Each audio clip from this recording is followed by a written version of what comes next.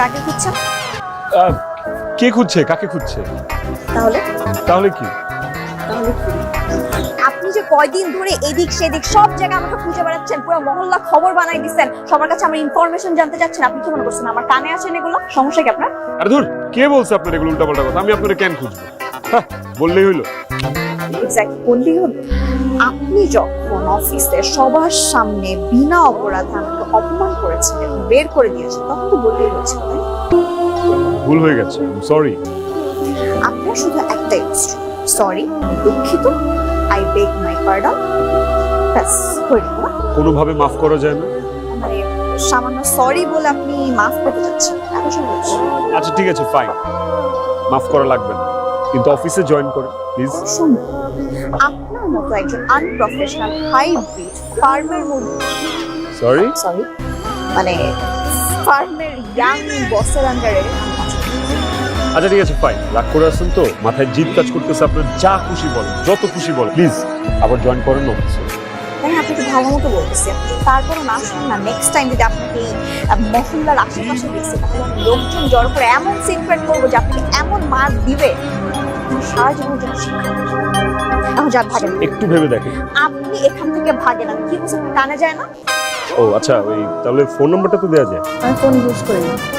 যুগের মেয়ে phone use করেন? আমারে বলদ বলে এলো। আবির স্যার কেন আমাকে ফলো করছে? সে আমার সাথে এত বাজে বিহেভ করলো, আমাকে চাকরির থেকে বের করে দিল, আর এখন দেখি সে আমাকে ফলো করছে।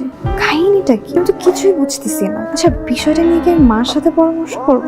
না না থাক, মা আবার অযথাই দুশ্চিন্তা করবে। কিন্তু কাহিনীটা কি? বাবা, তোমার পরিচয়? তোমাকে ঠিক চিনলাম না। আন্টি, আমি আবির।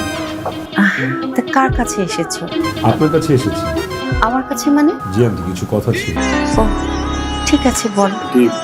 মিথিলা অ্যাকচুয়ালি আমাদের কোম্পানিতেই জব করে। এই কোম্পানির বাবা অসুস্থ হয়ে যাওয়ার পর আমি রেগুলারলি বসছি অফিসে।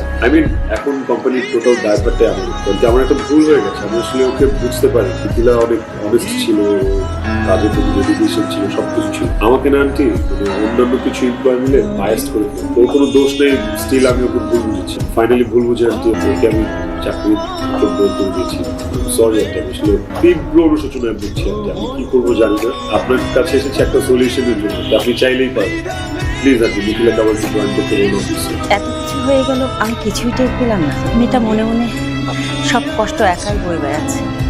বাবা মা নেই, এদিকে আমিও অসুস্থ, ওর জন্য এখন আমারই খারাপ লাগছে। আন্টি, আপনিই পারবেন ওকে ম্যানেজ, সামহাউ একটু ম্যানেজ করুন প্লিজ। কিন্তু কিভাবে? ওর তো বিয়ে ঠিক হয়ে গেছে বাবা, ও চাকরি করবে কিভাবে? মানে? হ্যাঁ, আমার বড় ভাইয়ের ছেলের সাথে ওর বিয়ে ঠিক হয়েছে, সামনের মাসে ওর বিয়ে। ঠিক আছে, আমি সেটা উঠি। চা খাবে না?